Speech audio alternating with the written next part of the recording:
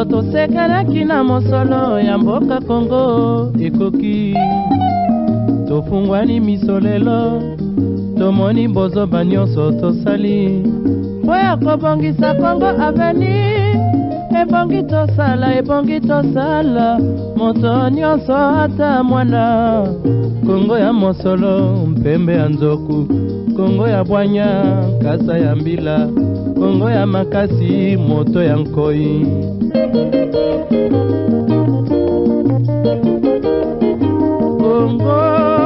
Kongo nde mboka Kongo mboka ya bakoko. Très heureux de vous savoir nombreux branchés sur votre télévision pour ce grand rendez-vous de 00243 Affaires nationales.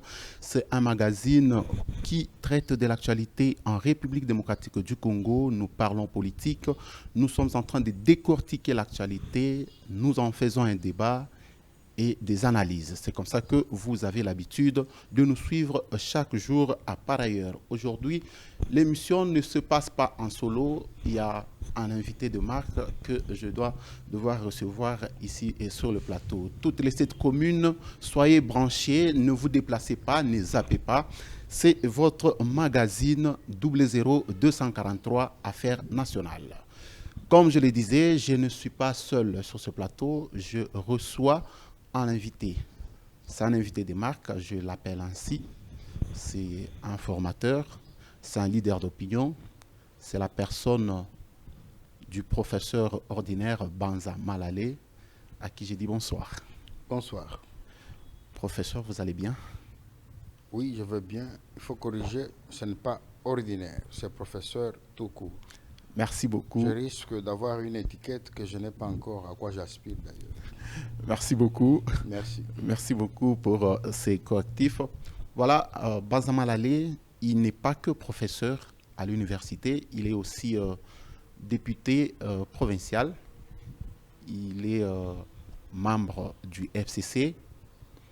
Il a avec lui plusieurs casquettes. Je ne sais pas, professeur, pourriez-vous ajouter d'autres casquettes que je n'ai pas pu maîtriser?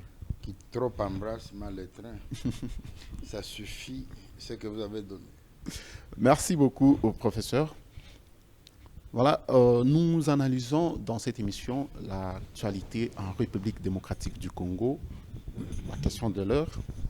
Avant qu'on parle du RAM, avant qu'on parle de la gratuité de l'enseignement, avant qu'on parle de la désignation des animateurs de la CENI, j'aimerais que vous puissiez donner un aperçu général à votre niveau de la marche des institutions actuelles sous ce régime. Comment voyez-vous l'avancement de choses sous le régime Tshisekedi?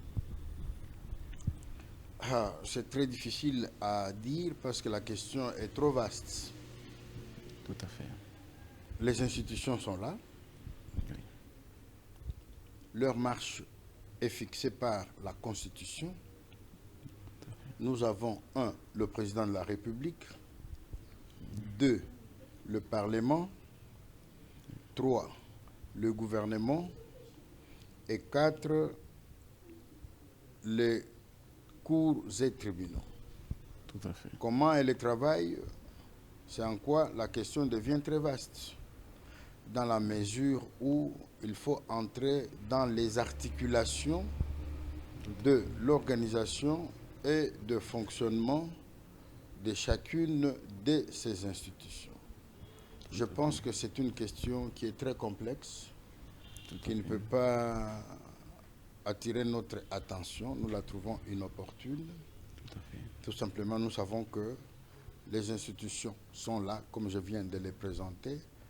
Elles viennent d'une mise en place dûment établie, sauf pour quelques écueils qui procèdent à la désignation de leurs animateurs. Et sur ce point, ça et là, il y a des grognes à caractère politique qui démontrent que il y a un dysfonctionnement qui n'a pas obéi aux impératifs et de la Constitution et des lois de ce pays. Qu'à cela ne tienne, les institutions sont là et l'État fonctionne comme tel, sauf si vous voulez que nous nous exprimions autrement. Merci beaucoup, professeur, puisque vous avez évoqué le dysfonctionnement. Vous avez estimé qu'il y a quelques dysfonctionnements.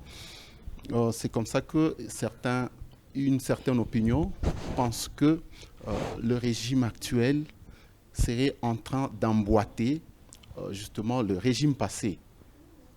Le régime passé, parce qu'à un moment, on a entendu encore la population décrier. Il y a des gens qui sont montés au créneau, il y en a qui voulaient que Kabila parte. Enfin, Kabila est parti. Tshisekedi est venu. On sent qu'il y a encore de même desiderata.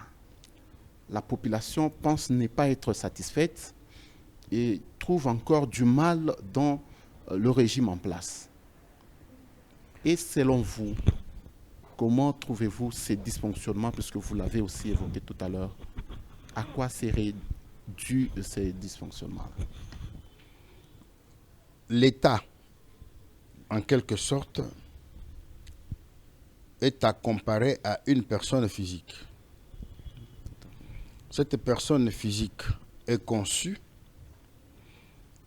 elle est née un jour bien déterminé, commence à grandir et prend des allures telles qu'à un âge, cet homme-là doit entrer à l'école primaire. À un autre âge, cet homme-là doit entrer à l'école secondaire. À un autre âge, cet homme-là doit entrer à l'université. À un autre âge, cet homme-là doit se marier, doit avoir du travail et va commencer à produire des enfants. Voilà, c'est ça l'État. Donc, c'est pourquoi nous disons l'État, c'est une personne morale, de droit public, interne et international. C'est-à-dire, le droit public qui gère cet État-là fixe les normes dont le soubassement est la Constitution. Ça, c'est à l'interne. Les relations de cet État-là avec les autres États dans le monde ou avec les autres puissances, même privées du monde, sont aussi fixées par des actes juridiques que l'on appelle les traités, les accords et les conventions notamment. Et alors, quand on est déjà en 6e primaire pour un enfant, l'État aussi doit être à un âge bien déterminé. Pour que cet enfant arrive à 6e primaire, il y a ceux qui sont censés avoir travaillé, le maître de première année, le deuxième de troisième année, de 5e année jusqu'à celui de 6e. Finalement, il a le certificat de 6 ans de formation école primaire. Mais quand on est en face de besoins de l'école secondaire, il ne faut plus chercher le maître de l'école primaire. En quelque sorte, Mobutu aura fait quelque chose pour ce pays. Tout à fait. On peut tout raconter. C'est un mauvais maître, dit-on, mais il a conduit le pays quelque part. Moi, je trouve qu'il est l'un des meilleurs maîtres pour ce pays, parce que les gens ne connaissent pas notre pays, c'est quoi, et comment, et pourquoi on l'avait créé. Tout à fait. Ce qu'il avait fait, il faut savoir en son temps quel était le besoin, parce que le besoin était que le Congo soit unifié, et il a fait Tatabo, Moko, Mamabo, Moko, Ekolobo, Moko. C'est-à-dire quoi? Il a fait un État uni autour du père parti État. Vous ne pouvez pas manger une omelette sans en casser l'œuf. D'où ça provient. En cassant l'œuf, et c'est lui qui a besoin de voir l'œuf à son état, c'est tout à fait normal qu'ils se disent on avait cassé l'œuf. Mais quelqu'un d'autre va vous dire nous, on avait cassé parce qu'on avait besoin de l'omelette. Donc il faut être sérieux quand on fait les analyses. Moi, je n'aime pas les analyses critiques du type du marché de droit commun, où on vend les Bitekou, on vend l'Indunda, on va. Non. Moi, j'aime que l'on réfléchisse systématiquement.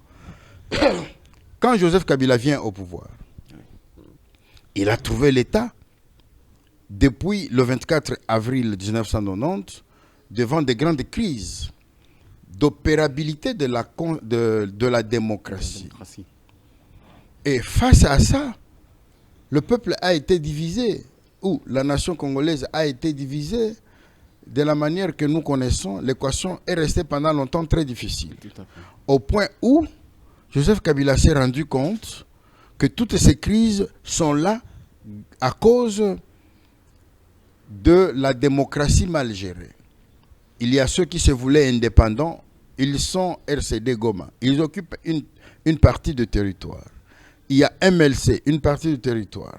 Il y a lui-même Joseph Kabila, une partie du territoire. Or, quand on parle du Congo, il faut parler du Congo.